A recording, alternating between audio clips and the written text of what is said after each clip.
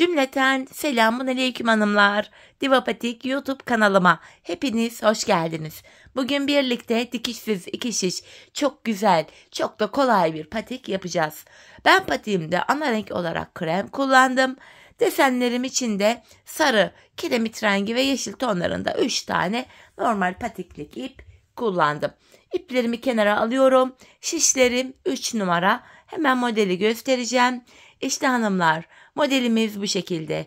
Dikişsiz iki şiş harika bir model oldu. Model bu şekilde. Bu aradaki renk iplerimiz gayet az gidiyor. Elinizdeki artık ipleri de değerlendirebilirsiniz böyle bir model yaparak. Hanımlar, patiğimizin gördüğünüz üzere hiçbir yerinde dikiş yok. Dikişsiz, kullanışlı, güzel, hoş bir model oldu. Bu patik benim elimin ölçülerine göre 37, 38 ve 39 numara ayaklar için uyumlu oldu hanımlar. Patiğimize bu bölümden başlayacağız. Ön bölümlerini tamamlayacağız. Ardından bilek kısmını, sonra tabanını ve topuğunu yaparak patiğimizi bitireceğiz. Hemen başlayalım hanımlar. 20 ilmek atarak başlıyoruz. Krem ipimiz ile. Şöyle ipimin ucunda şöyle küçük bir miktar ip bıraktım. 20 adet ilmek atacağım. Şu birinci ilmeğim.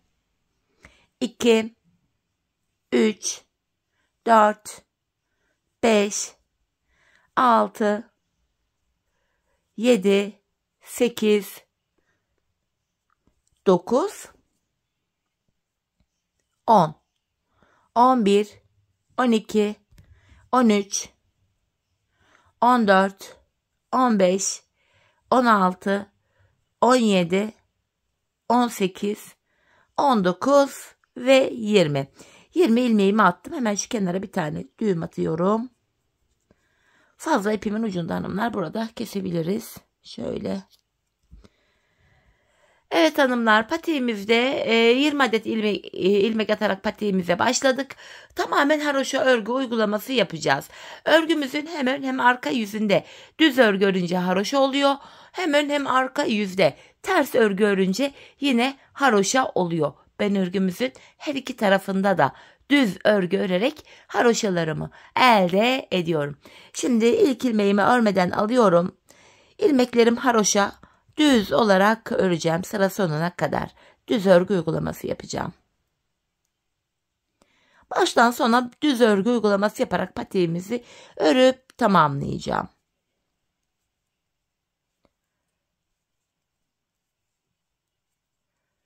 İlmeklerimi örüyorum. Bakın hanımlar, burada sonuncu ilmeğime geldiğimde ipi kendime doğru alıyorum. Sonuncu ilmeğimi örmeden sağ şişime aldım.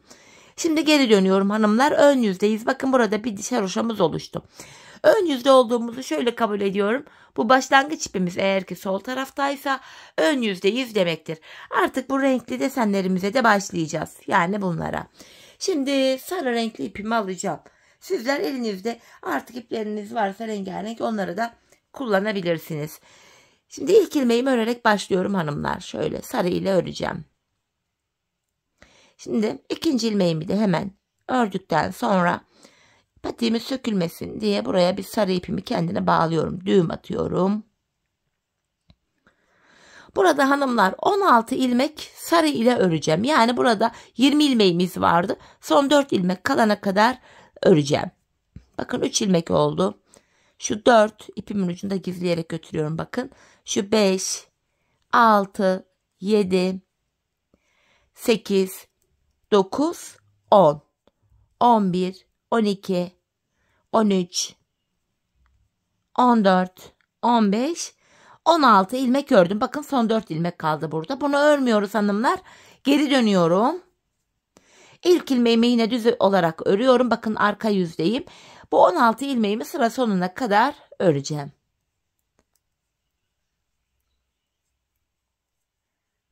Son bir ilmeğim kalana kadar örüyorum. Bakın hanımlar, ön yüzde ip geçiş yapacağımız için son bir ilmeğim kalana kadar ördüm. Sarı ipimi aradan geçirerek arkaya doğru kendime doğru alıyorum. Sonuncu ilmeğimi örmeden sağ şişime aldım.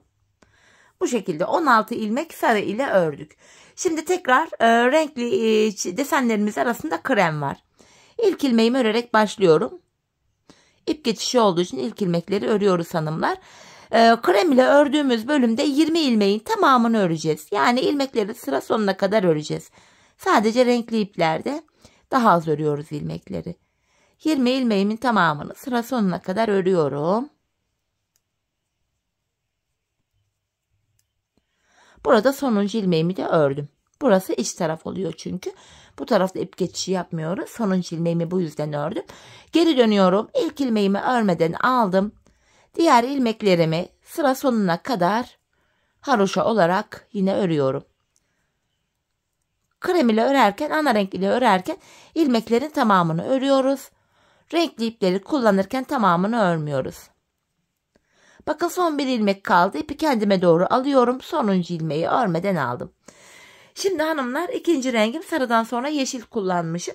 Hemen yeşil ipimi alıyorum bu defa. İlmeklerimi yeşil ile öreceğim. Sarı ile 16 ilmek örmüştüm. Yeşil ile 4 ilmek azalacak. 12 ilmek öreceğim. Yine ilk 2 ilmeğimi yeşil ipimle örer örmez yine yeşil ipimin de ucunu kendine bağlayacağım. Artık patik bitene kadar düğümleme yok. Aynı ipleri kullanacağız. 2 ilmek oldu. 12 ilmeğimi öreceğim. Şu 3. ilmeğim. Şu 4, 5, 6, 7, 8, 9, 10, 11, 12. İlk sarı ile yaparken bu kenarda 4 tane krem bırakmıştık. Yeşil ile yaparken 4 krem daha bıraktık. 8 krem kaldı. Yani 12 tane ilmeğimizi yeşil ile ördük. Geri dönüyorum. Hanımlar yine ilk ilmeğimi düz örerek başlıyorum. Diğer ilmeklerimi de sırası ile düz örüyorum.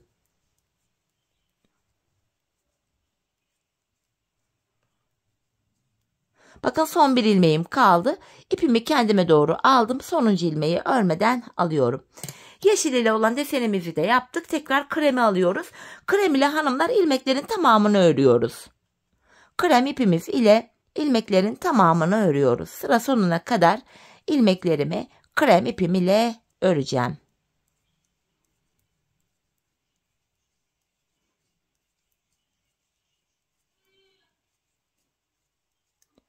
Bakın yine sonuncuyu da ördüm.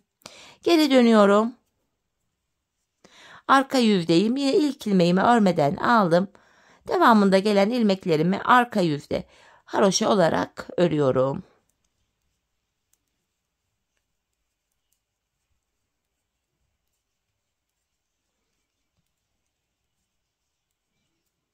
Son bir ilmeğim kaldı. Aradan geçirerek ipimi kendime doğru aldım. Sonuncu ilmeğimi örmeden alıyorum. Evet hanımlar bakın burada bir tane sarı bir tane yeşil yaptık. Ben 3 renk kullandım. Dileyen 2 renk de kullanabilir. Dileyen sadece kremin yanına bir sarı ya da yeşil koyarak da yapabilir. Artık tamamen bu renk olayı size kalmış bir şey. Dilediğiniz kadar renk kullanabilirsiniz. En sonunda bu kiremit rengi ipimi alıyorum. Onu ekleyeceğim şimdi. Hemen yine İlk 2 ilmeğimi örüp bu renkli ipimin ucunu da bağlayacağım buraya. Şöyle. Hanımlar sarı desenden 16 ilmek örmüştük. Yeşilden 4'ü çıkarttık. 12 tane ördük. Yine kiremit rengine geldik. Bu defa da 12'den 4'ü çıkaracağız. 8 ilmek kiremit rengi ipim ile öreceğim. Şu 3. Şimdi ipimin ucunu gizleyerek götüreyim. Şu 4. ilmeğim. 5, 6, 7, 8. 8 ilmek ördüm. İlk sarı yaparken kenarda 4 krem bırakmıştım. Yeşil yaparken 8 bıraktım. Tarçın rengi ya da şu kiremit rengi artık nasıl adlandırırsanız. Buraya geldiğimde de bu kenarda 12 tane krem bıraktım. Şimdi geri dönüyorum. Yine ilk ilmeğimi ördüm. Diğer ilmeklerimi normal haroşa örüyorum. Bakın son bir ilmek kaldı. İpi kendime doğru alıp sonuncu ilmeğimi örmeden aldım. Aslında hanımlar bakın ilk desenimizi tamamladık. Aslında modelde şimdi ilk başa geldik. Tekrar kremimi alıyorum. Yine hanımlar ilmeklerimin hepsini krem ipim ile haroşa olacak şekilde örüyorum. Krem ile ilmeklerin tamamını örüyoruz. Sıra sonuna kadar 20 ilmeğimi öreceğim.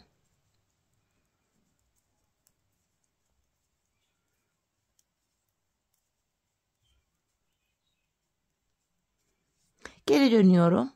Arka yüzdeyim. Arka yüzde yine ilmeklerimin hepsini haroşa örüyorum.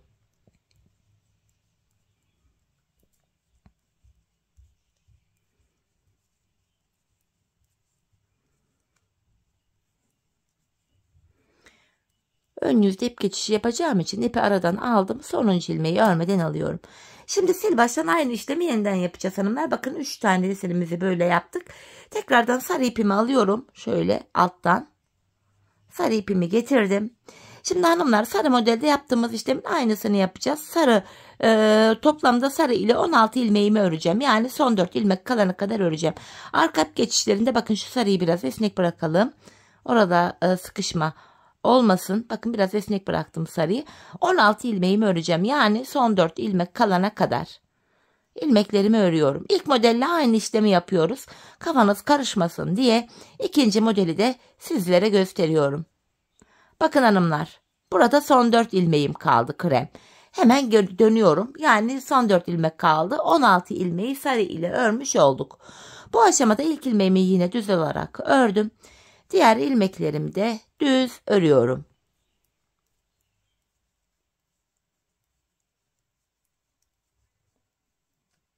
Son bir ilmek kaldı. Sonuncuyu da örmeden aldım. Ön yüzdeyiz. Sarı ile ördük. Şimdi krem ile hanımlar bir diş haroşamızı öreceğiz. Bu renkliler arasında bir diş krem ile haroşa örüyoruz. Krem ile ördüğümüz bölümde ilmeklerin tamamını örüyoruz hanımlar.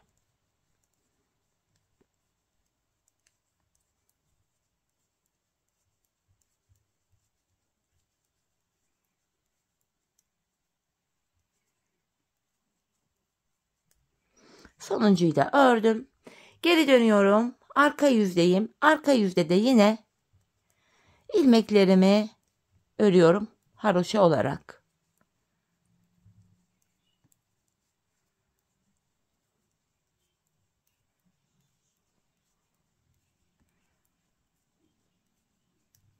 Tekrardan ipi aradan geçirdim. Kendime doğru aldım. Sonuncu ilmeğimi örmüyorum. Sarıyı yaptık. Şimdi yeşile. Yeşil ile de 12 ilmek örmüştük. Sarı ile 16 ilmek. Yeşil ile 12 ilmek. Aynı işlemi tekrar ediyorum. Aldım yeşil ipimi. Şimdi 12 ilmek haroşa öreceğim.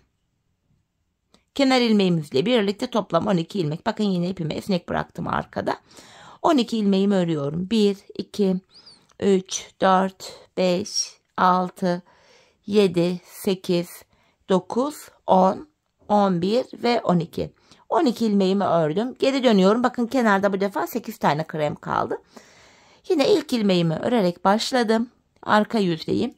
İlmeklerimi haroşa olarak örüyorum yine.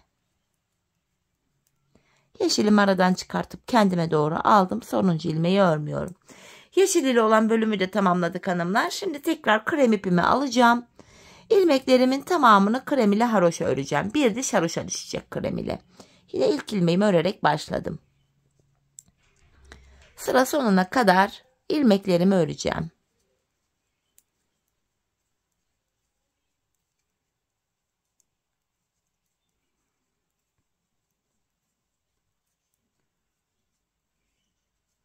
Sonuncu ilmeği de ördüm. Geri dönüyorum. Arka yüzdeyim. Yine arka yüzde ilmeklerimi haroşa örüyorum.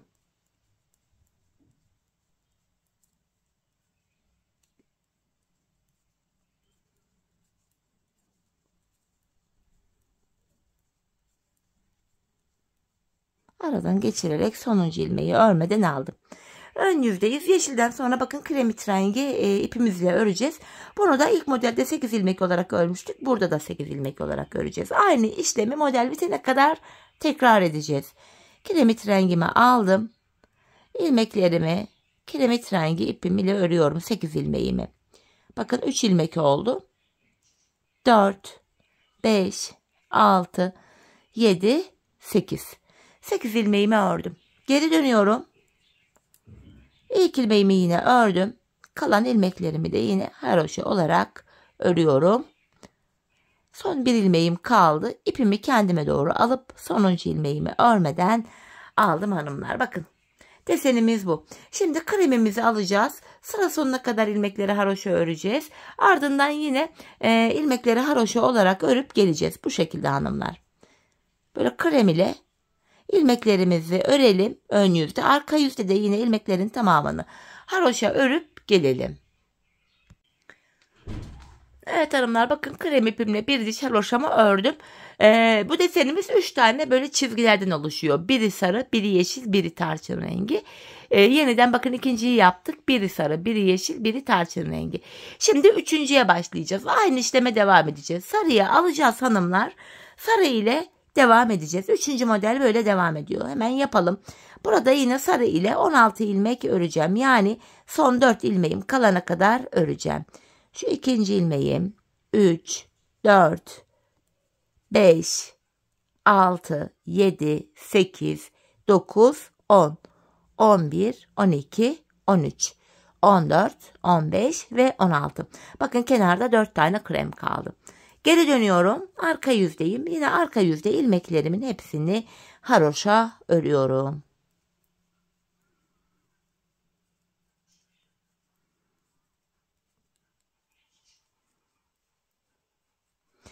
Sonuncu ilmeğime geldim. İpimi kendime doğru alıp sonuncu ilmeğimi örmeden alıyorum. Evet hanımlar, 3. modeli de böylece başladık. Burada toplamda şöyle baktığımızda 1, 2, 3 tane sarı çizgimiz oldu. Hanımlar, ben bu patiğimi ne kadar ördüm? Bu şekilde devam ediyor hanımlar. Diğer uca kadar öreceğiz. Bu sarı çizgilerden bakın şuradan başladık. 1, 2, üçüncüye kadar birlikte yaptık. Sonra yeşil, sonra bu tarçın rengi. Tekrardan sarı, yeşil, tarçın rengi devam ediyor. Bu sarı çizgilerden toplamda sayalım birlikte. 1, 2, 3, 4, 5, 6, 7, 8, 9, 10. 11, 12, 13, 14, 15, 16 tane yaptım. En son 16. sarı çizgimi yaptıktan sonra ardından yeşil ve tarçını yapmadım. Sarıdan sonra bir diş haroşamı krem ile ördüm. Ondan sonra bilek bölümüne geçtik hanımlar. Şimdi hep birlikte buraya toplamda bu sarı çizgiden, yani uzun olan çizgiden, artık siz uzun çizgiyi hangi renkte yaptıysanız 16 olana kadar yapalım gelelim hanımlar. Ardından birlikte patiğimizin bilek bölümüne geçeceğiz. Evet hanımlar, patiğimi tamamladım. Geldim buraya, bu sarı çizgilerden toplam 16 tane yaptım. Sayalım: 1, 2, 3, 4, 5, 6, 7, 8, 9, 10. 11, 12, 13, 14, 15, 16. En sonki sarı çizgimden sonra bir sıra ilmeklerimi de bir diş krem ipim ile haroşa ördüm. Artık sarı, bu kiremit rengi ve yeşil ipimi de kestim, arkaya gizledim hanımlar. Bu aşamada ilmeklerimizi keseceğim. İkişer ikişer toplayarak kesimimizi yapıyoruz hanımlar. 20 ilmeğimiz vardı. Hepsini kesiyoruz. İlmeklerimi ikişer ikişer örerek kesimimi gerçekleştiriyorum.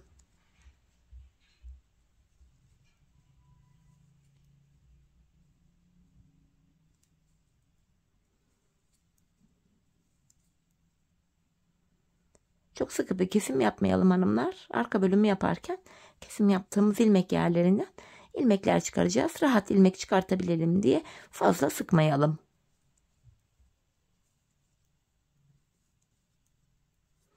Son bir ilmeğim kaldı. Bunu da kesiyorum. Böylece patiğimizin bu bölümü tamamlandı. Şeklimiz, desenimiz şöyle, bakın göstereyim. Hafif yarım oval bir şekil var patiğimizde. Şimdi hanımlar, bilek bölümünü yapacağız. Bunun için de hani bir tık uzun şişlerimi aldım yine. 2 şiş. 3 numara. Bu ilmeğimi şişime takıyorum. Hanımlar bakın, başlangıç yerleri, kenar ilmek yerleri var. Buralarda V şeklinde görünen. Buralara girerek ilmekler çıkaracağım. Bakın, kenar ilmek yerine girerek bir ilmek çıkartıyorum. Sıradaki kenar ilmek yerine ilmeğin iki kanadına girerek ilmek çıkartacağım. Bu şekilde diğer uca kadar hanımlar, şu bölümden, şu kısa olan bölümden ilmek çıkartıyoruz bilek bölümünü yapmak için. Sırasıyla ilmeklerimi çıkartıyorum. Diğer uca kadar bu işlemi devam edeceğim.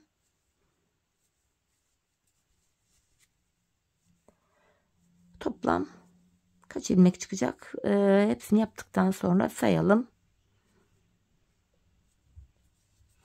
Hanımlar, ilmeğin iki kanadına birden girelim. Buna dikkat edelim. Hiç sıra atlamadan teker teker kenar ilmek yerlerine girerek ilmek çıkartıyorum. Sıra sonuna kadar devam edeceğim.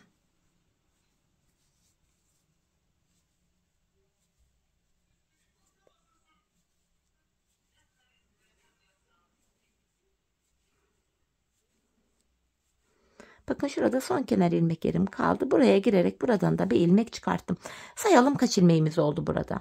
4, 8, 12, 16, 20, 24, 28, 32, 36, 40, 44, 45, 46, 47 ilmek çıkarttık. Hanımlar tam olarak şu bilek bölümünü şurayı yapıyoruz. Burada da yine haroşa örgü yapacağız hanımlar. Şimdi geri dönüyorum. Arka yüzdeyiz. Kenar ilmeğimi örmeden aldım. İlmeklerimi hanımlar düz olarak yani haroşa olarak öreceğim bu şekilde. Bu bilek bölümünde de yine haroşalara dediğim gibi devam ediyoruz. Sıra sonuna kadar ilmeklerimi 47 ilmeğimi haroşa olarak öreceğim. Bu şekilde.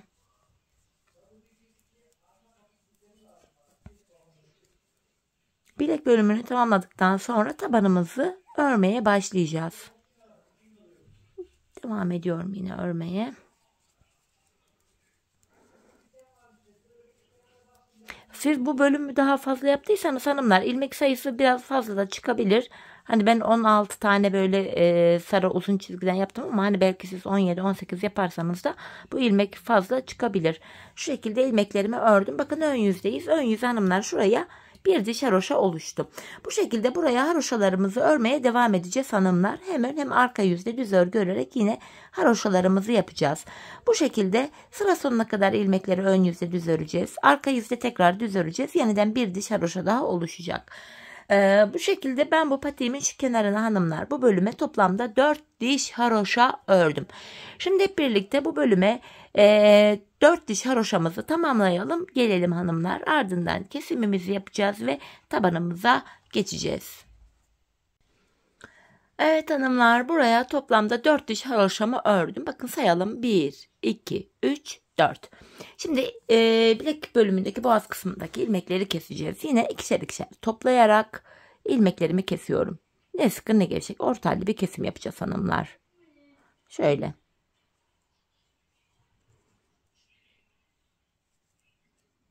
Kesim şekli çok da önemli değil. Bildiğiniz kesim yöntemlerini de uygulayabilirsiniz.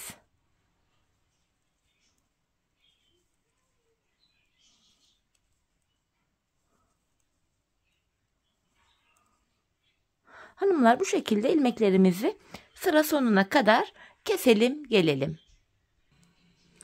İlmeklerimin hepsini kestim hanımlar. Şu şekilde en son buraya kenarımız sağlam olsun diye şöyle 2 tane sıkı bir zincir çekip ipimi kesiyorum. Patiğimizin üst bölümünü böylece tamamladık. Bakın şeklimiz şu. Patiğimizin bu bölümü tamamlandı. Şimdi patiğimizin tabanına geçeceğiz. Bu aşamada da yapacağımız işlem şu. Bu ilk başlangıç yerlerine bakın şu ön yüzden. Buradan itibaren kenar ilmek yerleri var gördüğünüz gibi V şeklinde. Buralara girerek ilmekler çıkaracağız. Krem ipimizle devam edeceğiz. Bakın ilk kenar ilmek yerim krem. İlmeğin iki kanadına birden girerek yine ilmeğimi çıkarıyorum. Normal şişimle yapıyorum hanımlar bu şekilde. Daha uzun şişiniz varsa kullanabilirsiniz ya da misinalı şiş de tercih edebilirsiniz. Bakın ilk krem olan yerden bir ilmek çıkarttım. Sırada sarı var. Yine burada sarı kenar ilmek yerine girerek bir ilmek çıkartıyorum. Sırasıyla bu kenar ilmek yerlerine girerek bakın ilmeklerimizi çıkartacağız. Şöyle biraz sıkı olduğu için bu kenarımız hanımlar. Şöyle tığ yardımıyla çıkartayım ilmeğimi. Şöyle sırasıyla gördüğünüz gibi kenar ilmek yerlerine ilmeğin iki kanadına birden girerek ilmeğimizi çıkaracağız. Hemen 2 ilmek çıkarttıktan sonra krem ipimin ucunu burada kendine bağlıyorum. 2 tane sıkı bir düğüm attım buraya. Devam ediyoruz. Sırada krem kenar ilmek yeri var. Buraya girdim. Buradan da bir ilmek çıkarttım. Bakın 3 ilmek oldu. Burada yeşil var hanımlar. Bakın sırayla kenar ilmek yerlerine giriyoruz. Şöyle ilmeğin iki kanadına birden ilmek çıkartıp şişimize takıyoruz. Bu şekilde hanımlar sırasıyla kenar ilmek yerlerine girerek ilmeklerimizi çıkartacağız. Bu renkli olan yerler biraz sık olmuş. İlk ilmekleri sık örmüşüm. Bu şekilde Devam ediyorum. Bakın sırasıyla bir tane sarıdan. Sırada bir tane krem var. Bir tane yeşil var. Buralara gördüğünüz gibi sırasıyla girerek ilmekleri çıkartıyoruz. Hanımlar biz bu ilmek çıkartma işlemine şu diğer uca gelene kadar devam edeceğiz. Şu anda bakalım kaç ilmek olmuş? 3, 6, 9, 12, 13 ilmek olmuş. Diğer uca gelene kadar ben toplam 93 ilmek çıkarttım. Şimdi hep birlikte bu şekilde ilmeklerimizi çıkartalım gelelim. Evet hanımlar bu kısımdan toplamda 93 adet ilmeğimi çıkarttım. Bakın diğer uca kadar geldim. Şimdi geri dönüyoruz. Arka yüzdeyiz. Bu aşamada yine haroşa örüyorum. Bakın ilk ilmeğimi örmeden aldım. Sırasıyla ilmeklerimin hepsini düz olarak öreceğim hanımlar. Böylece ön yüze bir diş haroşamız düşecek. Bu şekilde hepsini sırasıyla bu diğer uca kadar düz olarak öreceğiz. Bakın ön yüzde şöyle bir diş haroşamız görünüyor. Sıra sonuna kadar ilmeklerimizi haroşa olacak şekilde örelim gelelim. Evet hanımlar sıra sonuna kadar ilmeklerimi ördüm. Bakın geri döndük ön yüzdeyiz. Şimdi tabanımızı yapmaya başlayacağız. Şu burundan itibaren. Öncelikle buruna ilk başta 7 ilmek ayıracağız. Yanlardan birer ilmek alarak gideceğiz. Tabanda 15 ilmek kalana kadar buna devam edeceğiz. Ardından da 15 ilmek olarak tabanımızı keseceğiz. 7 ilmek olarak başlıyoruz demiştim hanımlar. Tam ortaya 7 ilmek ayıracağız. 93'ten 7'yi çıkartınca geriye 86 ilmek kalıyor. 86 ilmeği de iki kenara sağ ve sol kenara eşit olarak paylaştırınca kenarlara da 43'er ilmek düşüyor. Öncelikle bu kenardaki ilk 43 ilmeğimi öreceğim.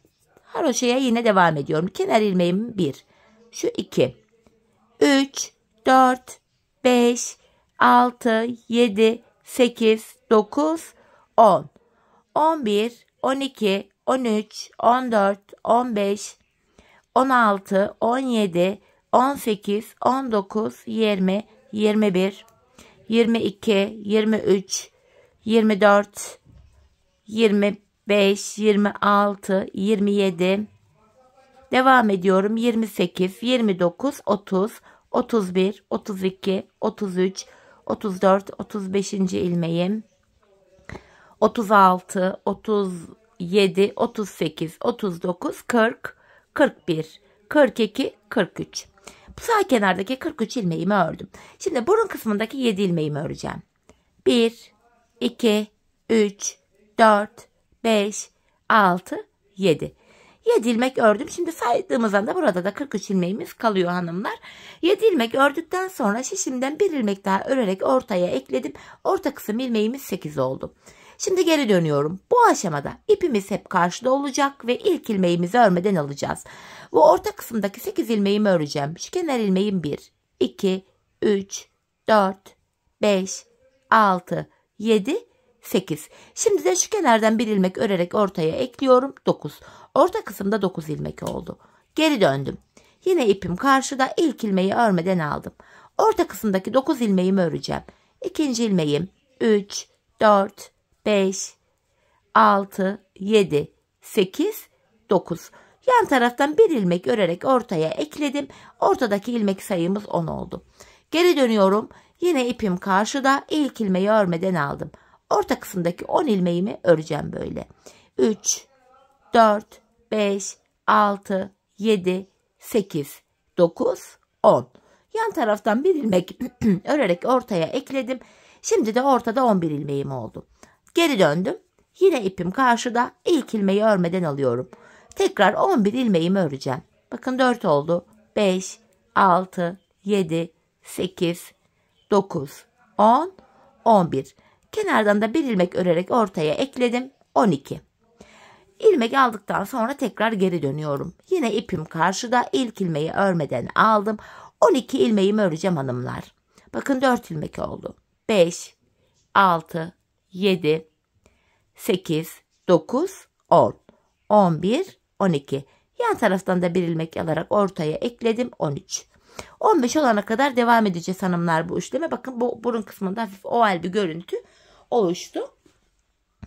Yine ipim karşıda, ilk ilmeği örmeden aldım. 13 ilmeğimi öreceğim. 3, 4, 5, 6, 7, 8, 9, 10, 11, 12, 13 ve yandan da bir ilmek örerek ortaya ekledim 14. Geri döndüm. Yine ipim karşıda. İlkini örmeden aldım. Tekrar 14 ilmeğimi öreceğim. 4 oldu. 5, 6, 7, 8, 9, 10, 11, 12, 13, 14 ve yan taraftan da bir adet ilmek örerek ortaya ekledim 15. Şimdi geri döndük hanımlar. Artık bu aşamada kesimlere başlayacağız. Burada o 15 ilmeğimiz oldu. Kesimler de başlayacak. Bu aşamada hanımlar tabanda son bir ilmek kalana kadar öreceğiz. Yani 14 ilmeği öreceğiz. 15. ilmekte kesimimizi yapacağız. Yine ipim bu aşamada karşıda oluyor ve ilk ilmeği örmeden alıyoruz. 14 ilmeğimi öreceğim. 2, 3, 4, 5, 6, 7, 8, 9, 10, 11, 12, 13, 14. 15. ilmeği örerken yandan da bir ilmek alıyorum. İkisini kesiyorum. 15. ilmekte kesimi yapıyoruz. Kesimden sonra geri dönüyorum. İpim karşıda, ilk ilmeği örmeden aldım.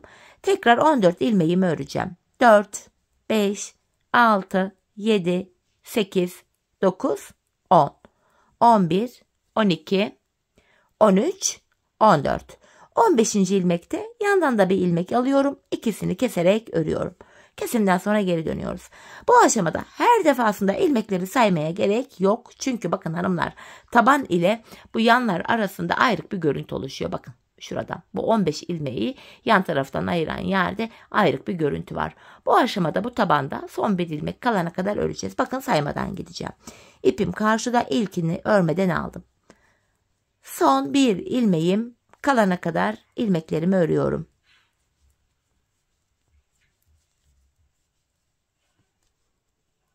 Bakın tabanda son bir ilmek kaldı. Bunu örerken yandan da bir ilmek aldım. İkisini kesiyorum. Geri döndüm.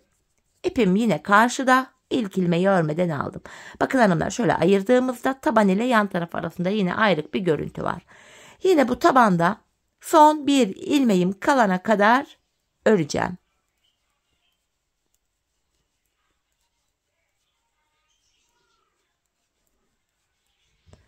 Bakın son bir ilmek kaldı. Bunu örerken yandan da bir ilmek aldım. İkisini keserek örüyorum. Kesimden sonra geri dönüyoruz hanımlar. Aynı işleme devam ediyoruz. Tabanda son bir ilmek kalana kadar örüyoruz. Yani 14 ilmeği örüyoruz. 15. ilmeği örerken kesimimizi yapıyoruz. Tekrar tabanda son bir ilmek kaldı. Bunu örerken yandan da bir ilmek aldım. İkisini kestim. Bakın tabanımız oluşmaya başladı bu şekilde. Hanımlar, biz bu kesme işlemini bu sağ ve sol taraftaki şu ilmeklerimiz bitene kadar devam edeceğiz. Yani patiğimizin tabanını 15 ilmek ile bu şekilde öreceğiz. Şimdi hep birlikte sağ ve sol taraftaki ilmeklerimiz bitene kadar patiğimizin tabanını sizlere anlattığım gibi örelim gelelim. Evet hanımlar, patiğimin tabanını 15 ilmek üzerinden ördüm geldim. Şimdi sadece 15 ilmeğim kaldı. Yanlardaki ilmekleri keserek bitirdik. Şimdi bu 15 ilmek üzerinden patiğimizin şu arka bölümünü yapacağız hanımlar. Yine haroşaya devam edeceğiz. Bu aşamada yine ipim karşıda ve ilk ilmeğimi örmeden aldım. İlmeklerimi son 2 ilmeğim kalana kadar öreceğim.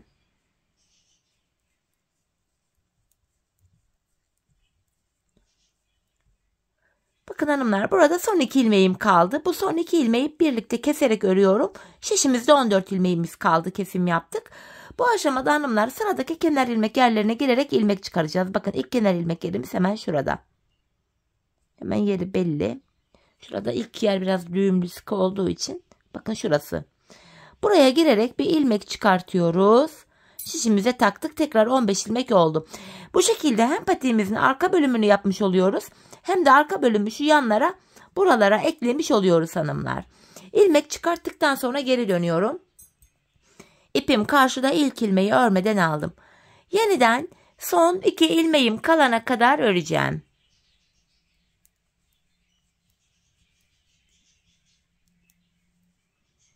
Bakın yine son 2 ilmeğim kaldı. İkisini keserek örüyorum. Ardından geri döndüm. Burada ilmek çıkartırken geri dönüyoruz. Ön yüzden çıkarıyoruz. Şimdi de bu kenarda ilk kenar ilmek yerine girerek ilmeğimizi çıkartıyoruz. Sağ kenarda ilmek çıkartırken ön yüzde çıkartıyoruz hanımlar geri dönüp. Tekrar 15 ilmeğimiz oldu. Yeniden son 2 ilmeğim kalana kadar öreceğim.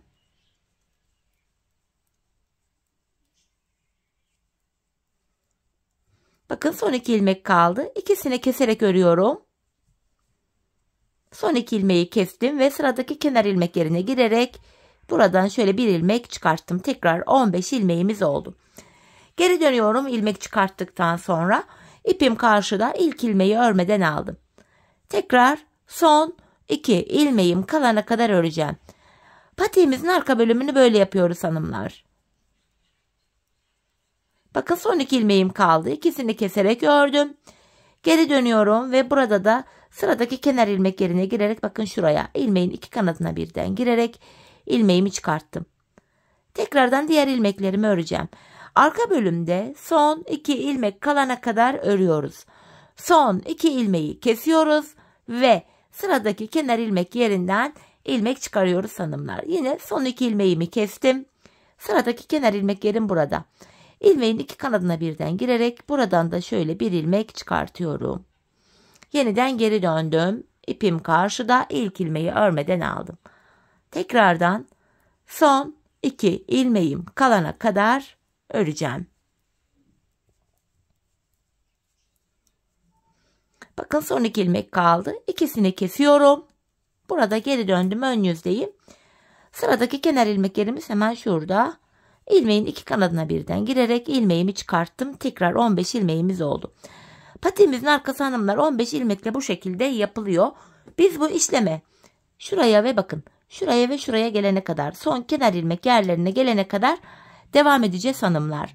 Şimdi hep birlikte son kenar ilmek yerlerine kadar patiğimizin arkasını sizlere gösterdiğim gibi örelim gelelim.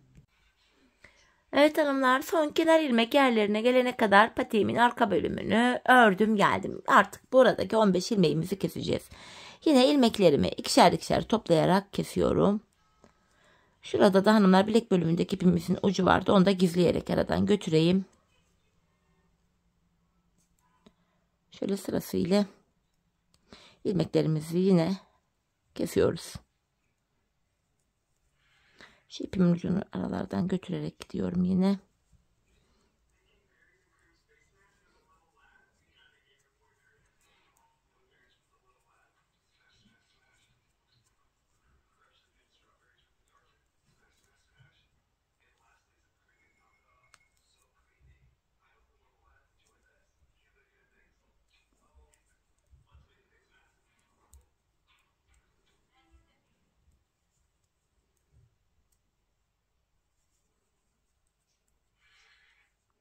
Son bir ilmeğim kaldı. Onu da yine kestim.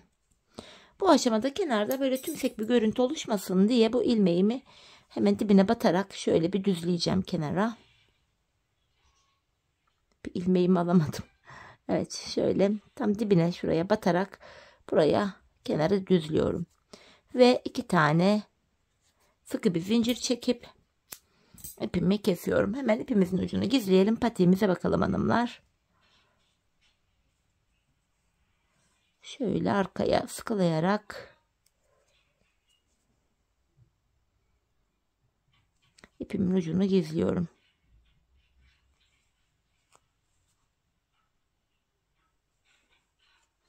Evet hanımlar, patiğimizi bitirdik. Görüntü itibariyle bakın şeklimiz bu. Haroşa örgü olduğu için bakın şöyle göstereyim. Esnek, ayağı saran bir model oldu. Hemen bir de makine yama giydireceğim. Ayakta kendini çok daha iyi gösterecektir patiğimiz. Gayet kolay, güzel bir modeldi hanımlar. Ben çok severek yaptım. Zevkli de bir modeldi. Umarım sizler de benimle birlikte patiğinizi beğenerek, severek yaparsınız hanımlar.